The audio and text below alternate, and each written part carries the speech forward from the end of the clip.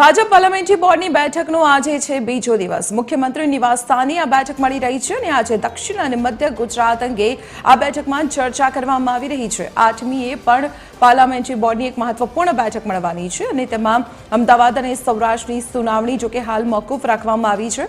વડાપ્રધાનના પ્રવાસ બાદ ફરી એકવાર પાર્લામેન્ટરી બોર્ડની બેઠક મળશે। આપણે જણાવી દઈએ કે 12 મે બાદ મળનારી બેઠકમાં નક્કી કરવામાં આવશે અમદાવાદ અને સૌરાષ્ટ્રના હોદ્દેદારો।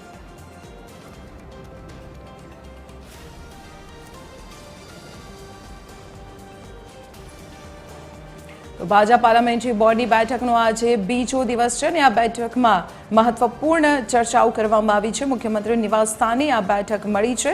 આપણે જણાવી દઈએ કે દક્ષિણ ગુજરાત અને મધ્ય ગુજરાત અંગે આ બેઠકમાં ચર્ચા કરવામાં આવી છે। 8મીએ પણ એક વધુ પાર્લામેન્ટરી બોર્ડની બેઠક મળવાની છે।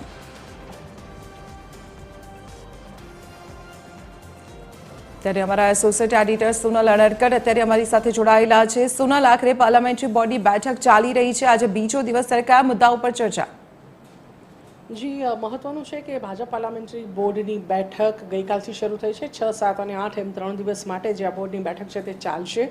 મહત્વનું છે કે આજે બીજો દિવસ છે આ બેઠકનો અને આજે દક્ષિણ અને મધ્ય ગુજરાત સંદર્ભે જે હિયરિંગ છે તે ચાલી રહ્યું છે।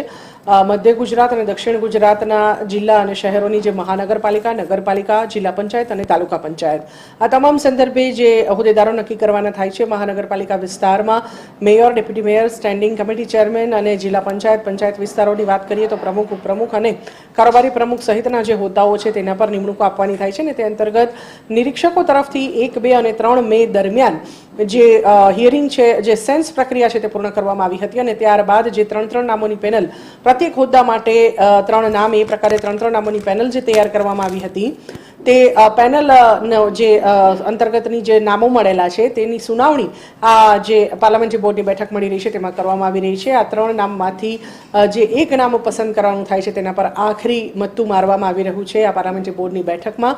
અને મહત્વનું છે કે અમદાવાદ અને સૌરાષ્ટ્રનું જે હોદ્દેદારો પસંદગીની પ્રક્રિયા છે તે હાલ પૂરતી મોકૂફ રાખવામાં આવી છે।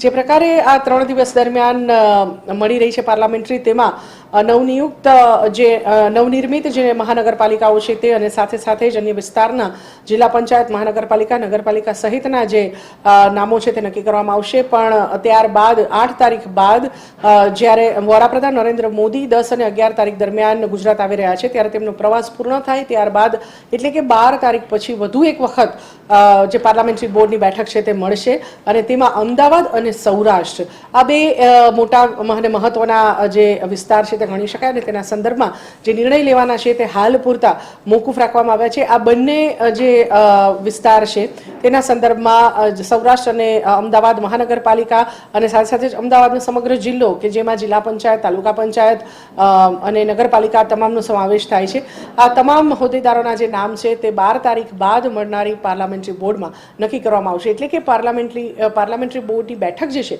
તે 2 વખત મળવા જઈ રહી છે। આજે 6, 7 અને 8 એમ 3 દિવસ માટે જે પ્રથમ તબક્કો છે પાર્લામેન્ટરી બોર્ડનો તે પૂર્ણ થશે 8 તારીખે મોડી રાત્રે અને ત્યારબાદ વડાપ્રધાનનો પ્રવાસ અને પ્રવાસ પૂર્ણ થયા બાદ 12 તારીખ બાદની જે તારીખ છે તે એક નક્કી કરવામાં આવશે અને ત્યારબાદ બીજો તબક્કો પાર્લામેન્ટરી બોર્ડનો શરૂ થશે જેમાં અમદાવાદ અને સૌરાષ્ટ્રની જે સુનાવણી છે, જે હોદ્દેદારો નામ નક્કી કરવાની પ્રક્રિયા છે તે શરૂ કરવામાં આવશે। જી સોનલ, આભાર માહિતી આપવા બદલ। તો આપને જણાવી